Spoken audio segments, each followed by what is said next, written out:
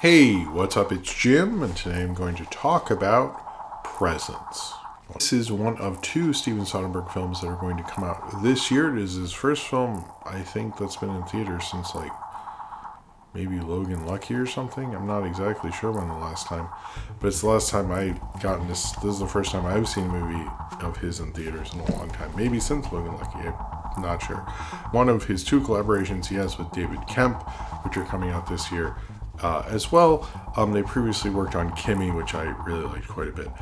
The sort of premise or hook of this movie, it is a ghost story or a ghost story in a house, a ghost in a house, a ghost haunting movie, I guess, from the perspective of the actual ghost. The camera is the ghost. It's not done in ghost vision or something like that. It just, you can tell the camera through a Steadicam is the actual ghost. Sometimes the family can feel or sense the ghost, but it is kind of an interesting idea, have an entire movie from the ghost or the spirit's perspective.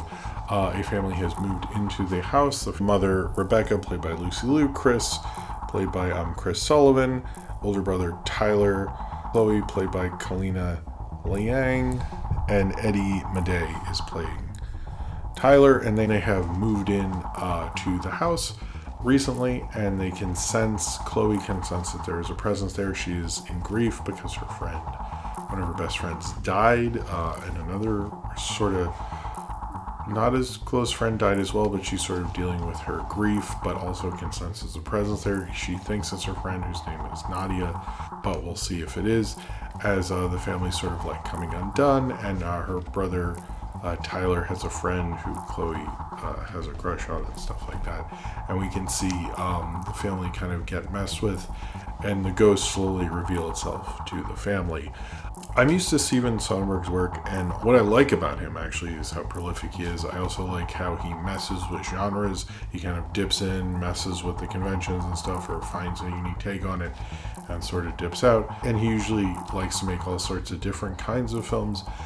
He most notably, I think, in the late 90s did Out of Sight and Limey back-to-back, or at least released back-to-back, sort of. And then I think in 2012 he did Haywire and Magic Mike, where he had basically a female-led action movie, and then a male stripper movie. So he likes to sort of mess with conventions, stuff like that. But I also think he makes very good movies. But the problem with Steven Soderbergh is oftentimes it feels like he is shooting another thing real quick because he knows he's going to move on to something else, and it doesn't feel maybe as precious as a Christopher Nolan or the big auteurs dude, even though I'm sure Steven Soderbergh could have been that if he wanted to, but he didn't. Although I think he's maybe more interesting than that. He sort of reminds me of a studio director who wants to play, except there isn't really a studio for him. He bounces all over the place where he can get his stuff made.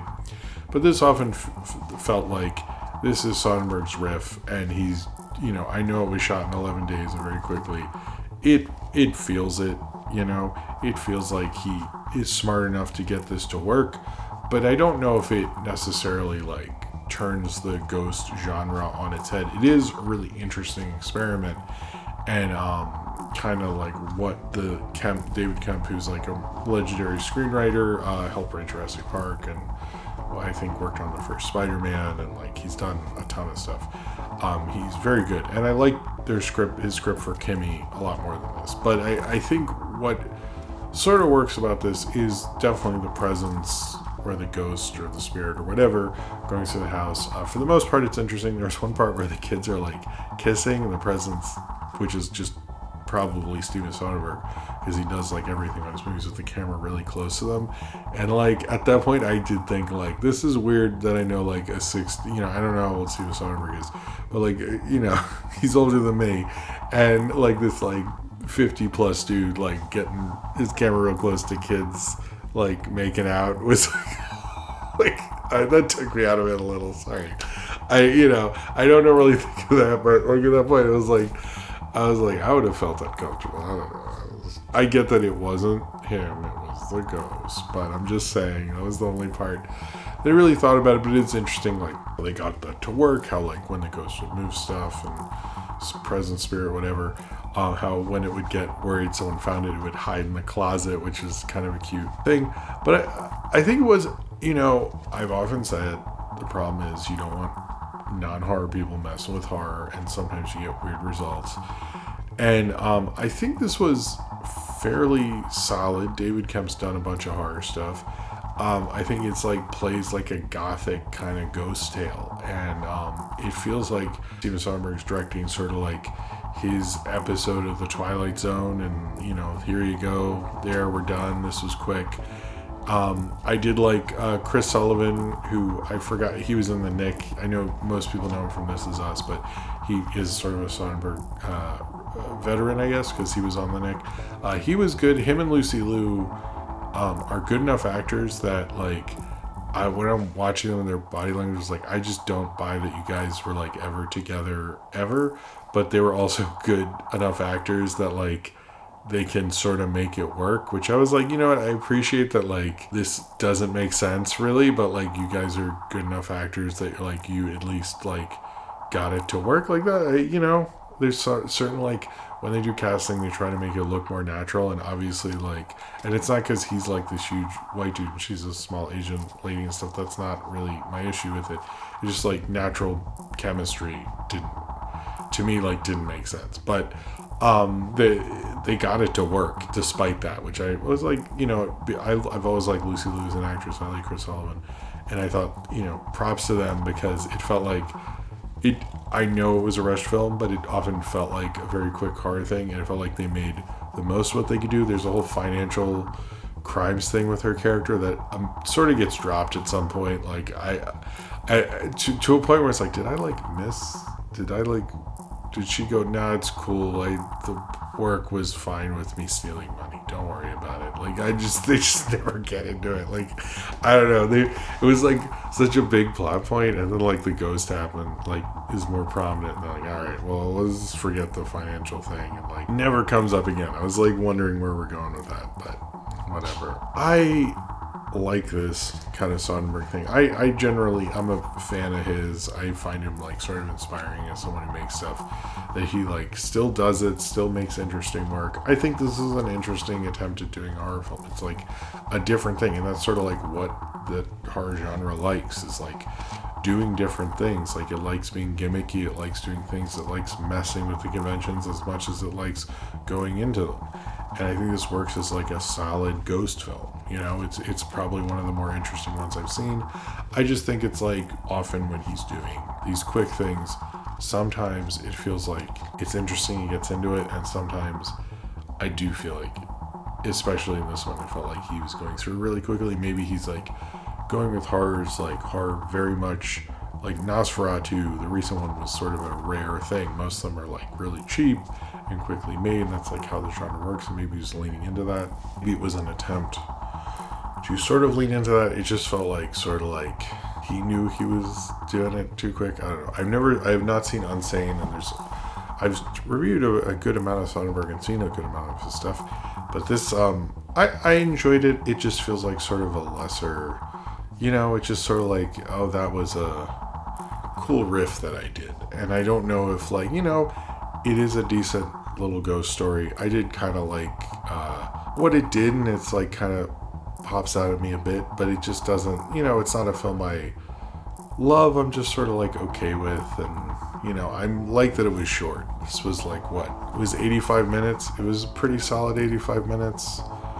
Julia Fox was in it. I like that she does Soderbergh stuff. It worked. I thought it was a solid ghost film made by a director who wants to, mess around. And I think the thing is, he does love the genres he's doing this stuff, and it felt he really likes ghost stories, and I think you can tell that in this movie. And he wanted to do something different, and he sort of thought about it theoretically and stuff, and that is all in there. And he's a smart director, but it did feel this week on Alfred Hitchcock Presents, and he made this well-directed thing, but you can sort of feel it he's going to move on. And I think most horror films don't feel the director's late for another shoot.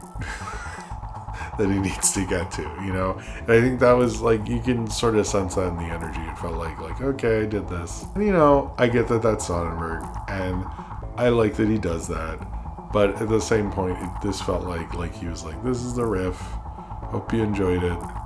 Peace out. And it's like, you know, it felt like a bunch of more experienced guys make a quickie horror movie. And it's pretty solid. They're pretty good at it.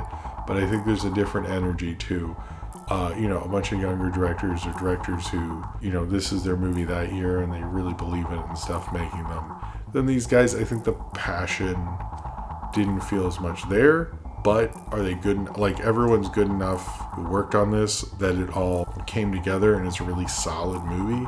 Yeah, it's like their craft almost like brings it up past the fact that I sort of sense a lack of passion. But it is a cool idea and it works throughout the movie, and I'm sure other people will be influenced by it, and I'm glad he creatively likes to do different things. You don't have directors in his stage of their career be this creatively alive as Steven Soderbergh is, and I'm sure as much as I'm being negative about it, I still find it inspiring that he's still able to do stuff like this, because Spielberg and all the others who were at this time were not trying to like make quickie ghost things to like see what they could do with it and finding it a genre challenge. That's still a really cool thing that he's able to do.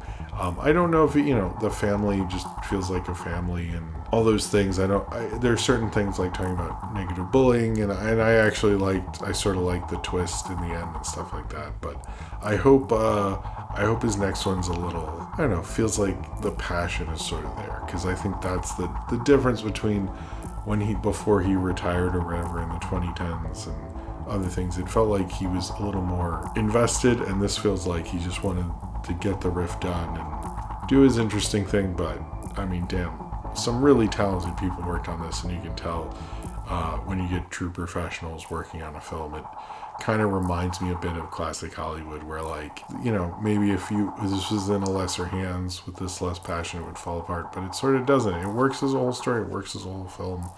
I just kind of got the vibe, I guess, that you could tell Soderbergh almost and Kemp and all those were just sort of like, hey, cool, we got to do our ghost riff, that was neat. And, like, you know, I feel like you sort of need the real love of the game for it. But I think as storytellers and professional creative people, they had enough of that going on that they could get this to work as a movie. And that sort of reminds me of the wonder of the studio system, and maybe that's the wonder of Soderbergh as his own personal studio. So if you've seen Presence and you'd like to talk about it, then comment below in the comments and subscribe if you would like to.